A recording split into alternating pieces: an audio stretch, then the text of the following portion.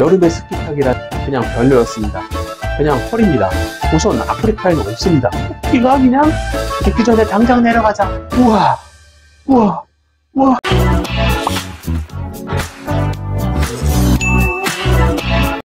안녕하세요. 대한민국 스키터 아놀드입니다. 이곳은 뉴질랜드 스노우팜입니다. 제가 기록을 보니까 2005년 여름에 왔더라고요. 거의 20년 지났습니다.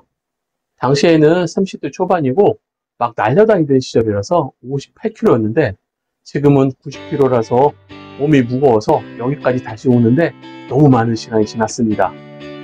사실 스키에 미쳤을 때 1년은 내내 스키 탈 생각에 여름에는 여기처럼 지금 남반부로 달려오곤 했는데 나이를 먹어가며 열정도 떨어지고 장거리 비행에 대한 부담도 있어서 이래저래 오지 않았습니다.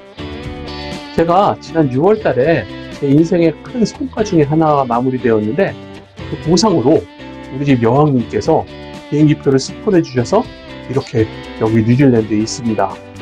그래서 오늘은 한국인 스키어들의 버킷리스트 중에 한 가지인 여름에 스키 타기라는 주제로 여러분들과 이야기를 나눠볼까 합니다. 제가 직접 다녀온 이곳 뉴질랜드를 포함해서 칠레, 호주, 체르맛, 블랙톰, 갓산 등의 경험을 바탕으로 여름 스키에 대한 흥미로운 이야기를 풀어보겠습니다. 자, 그럼 시작하겠습니다.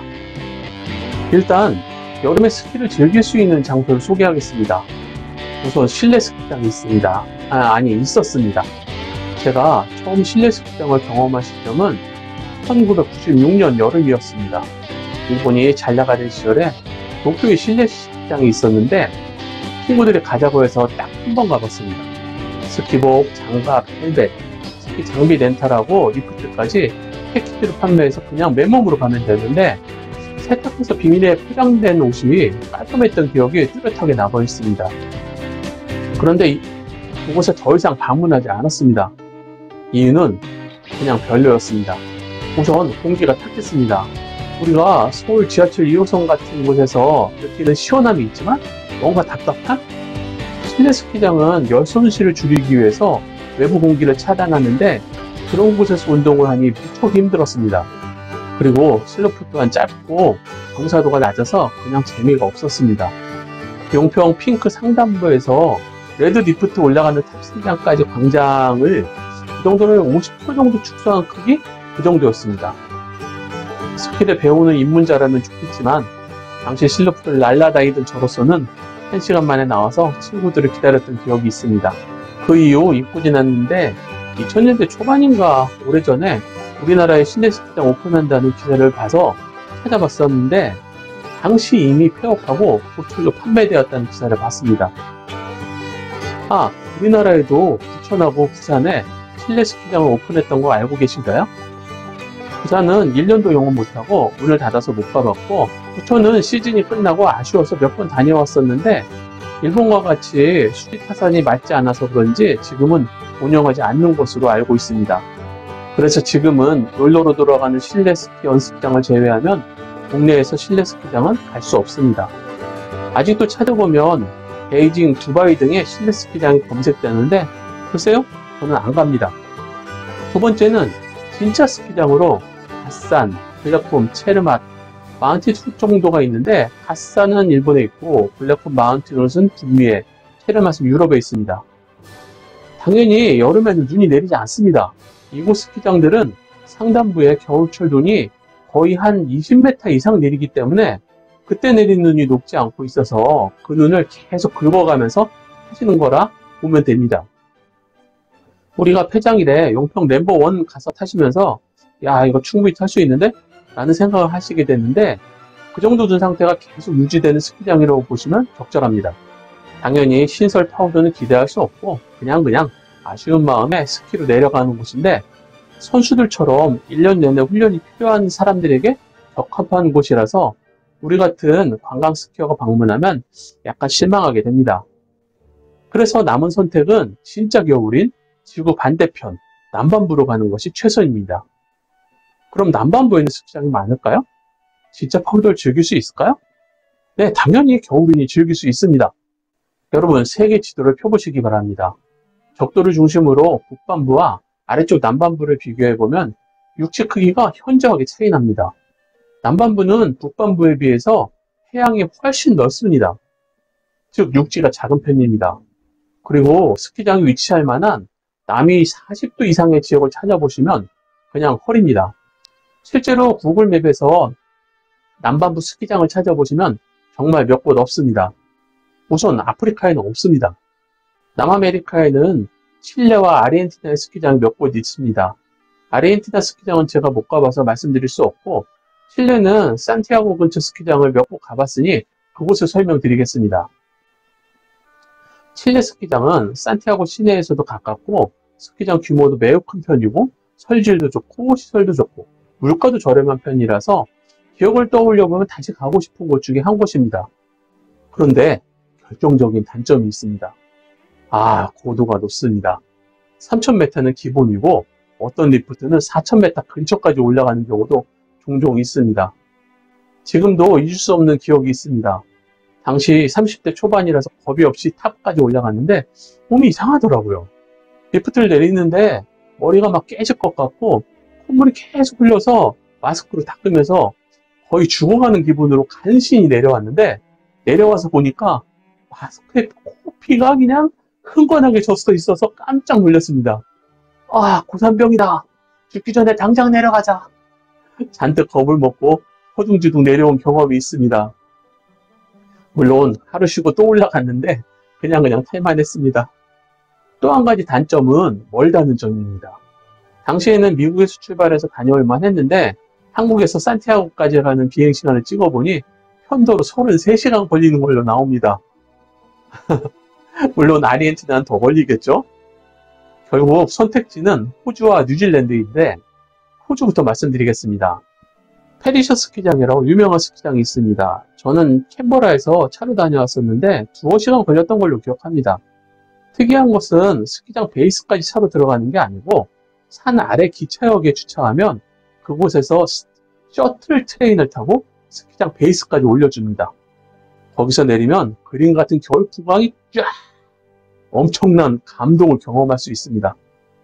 그곳 내부에 있는 호텔을 이용하면 2, 3일 정도 행복한 시간을 그곳에서 보낼 수 있습니다. 밖으로 나오지 못하고요. 그리고 멜버른 쪽에서도 한번 간 적이 있는데 호담이가 우리 그 뜨거운 햄이라고 했는데 그쪽도 나쁘지 않았던 기억이 있습니다. 이렇게 두 곳 정도가 대표적이라고 할 수 있는데 캔버라 근처에 체리 스노우라고 상대적으로 작은 스키장이 한 곳 더 있습니다. 이렇게 세 곳 정도가 전부라고 봐도 무방할 것 같습니다. 호주는 고도도 낮고 시설도 좋고 풍광도 좋고 눈도 그냥 근처에 있는 도시에서 접근성도 좋아서 특별한 단점을 찾기 어렵습니다. 단 한 가지 단점을 뽑는다면 사람이 상대적으로 많다는 점 정도입니다. 엄청 많은 건 아니고요. 용평에서 1월 중순 수준? 그냥 불편함 없이 탈만합니다. 그런데 두 번 다녀오고 더 이상 가지 않습니다. 굳이 호주까지입니다. 그래서 결론적으로 우리나라 스키어에게 최선의 여름 스키 장소는 뉴질랜드가 유일한 선택입니다. 뉴질랜드는 북섬과 남섬 두 개의 섬으로 나뉘어져 있습니다. 북섬은 오클랜드, 남섬은 크라이스트처치로 한국에서 비행기가 들어갑니다. 북섬은 위도가 낮고 상대적으로 따뜻해서 대규모 스키장이 없습니다. 북섬 중간에 2600m 정도 되는 루아페우 산이 있는데 그곳 중턱에 티바가 한 개 걸려있는 스키장이 있다고 들었습니다. 저는 못 가봤습니다. 그래서 뉴질랜드에서 스키를 탄다면 당연히 남섬으로 가야 됩니다. 그것도 대부분의 스키장이 몰려있는 퀸스타운 또는 와나카로 가는 것이 최선입니다. 아니면 크라이스트처치로 가셔도 됩니다. 뉴질랜드는 전체 인구수가 500만 정도 되는 작은 나라여서 해외 관광객이 아니면 스키장을 운영하기 어려운 나라입니다. 그래서 그런지 20년 전이나 지금이나 마운틴넛, 트래블콘, 카드로나, 스노우팜, 호런데피크, 리마커블 이렇게 6곳 정도가 전부라고 봐도 무방합니다. 스노우팜은 리프트가 없는 스키장이니까 일반 스키장은 5곳 정도가 전부입니다. 이 중에 마운틴넛을 제외하면 나머지는 퀸스타운이나 와나카에서 다녀올 수 있으니 베이스를 그곳에서 정하시면 어렵지 않게 투어를 하실 수 있습니다. 전에 크라이스트처치로 들어가서 마운틴넛에서 하루 타고 와나카로 이동해서 그곳에 자면서 트래블콘 카드로나 스노우팜 3일 타고 다시 또 퀸스타운 들어가서 코르네픽 리마커블 2일 타고 다시 또 올라오면서 마운트 히던스 하루 타고 이렇게 한 방에 남선 투어를 한 적도 있었는데 그렇게 힘들지 않게 다녀온 기억이 있습니다. 이번에는 퀸스타운으로 들어가서 와나카, 에러타운 등에서 자면서 그 동네 5곳 스키장을 달렸습니다. 뉴질랜드 스키장은 대략 2000m 정도가 피크이고 베이스가 1200 정도에서 1500 정도에 위치하고 있어서 고산병 같은 증상은 전혀 나타나지 않습니다. 그리고 시내 도로는 대부분 눈이 없어서 운전하는데 불편함도 거의 없습니다. 눈이 없으면 스키장 베이스까지 차로 올라가도 되지만 눈이 내려서 체인이 필요한 상황이 된다면 산 아래 주차장에서 셔틀버스가 다니기 때문에 아래 주차장에 주차를 하고 버스 타고 올라갈 수 있습니다. 자세한 소개는 각각의 스키장 소개에서 다루도록 하고 지금은 출발 시기에 대해서만 말씀드리겠습니다. 우리식 12월, 1월 정도인 6월과 7월에는 스키장에 눈이 많이 내리는 편이라서 파우더를 즐기신다면 7월 초에 가시는 것을 적극 권장합니다. 앞서 말씀드린 것처럼 산 아래 주차장에 주차하고 올라가거나 타운에서 스키버스를 이용하면 어렵지 않게 이동할 수 있으니 그 시점에 가시면 최적의 눈 상태를 만날 가능성이 높습니다. 두 번째는 8월 초가 좋습니다.